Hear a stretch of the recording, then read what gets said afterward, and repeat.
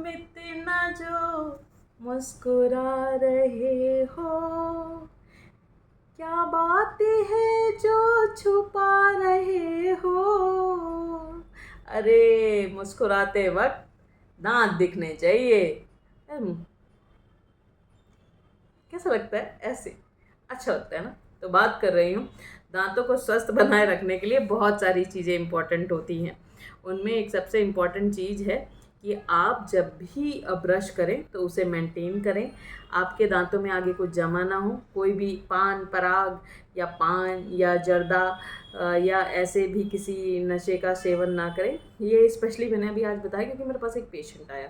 अच्छा, ये सब चीज़ें मेरे ना स्पेशली पेशेंट से ही निकल के आती हैं। पेशेंट आया, उनके आगे के दांत चारों पांचों निकाल दिए गए हैं। अब हुआ क्या, इम्पॉर्टेंट क्या था, पेशेंट से मैंने पूछा, जैसे ही मुंह खोला ना, अच्छा हम डेंटिस्ट हैं भाई, डेंटल सर्जन हैं, मुंह से ही हमारा काम है भाई। अब पूरी ज़िंदगी बीत जाएगी यही पढ़ते हुए। मुंह खोलोगे, डॉक्टर के सामने आओगे, डेंटिस्ट के सामने आओगे तो एटलीस्ट पहले गुटखा थूक के आओ। और दारू पी के तो मत ही हो ना यार। अब आपने कल पी हो दारू या 4 घंटे पी हो, पहले मुंह खोलोगे ना समझ में आ जाता है कि आपने ड्रिंक किया। अब मैं पूछ रही हूँ कि आपका दांत निकला है, कहाँ निकला, कहीं समवेयर ने दांत निकलवाया था तो मैंने सबसे ड्रिंक किया है? बोले रही नहीं मैडम, नहीं किया है। तो प्लीज़ डोंट मेक आस फूल, हम अच्छे से जानते हैं।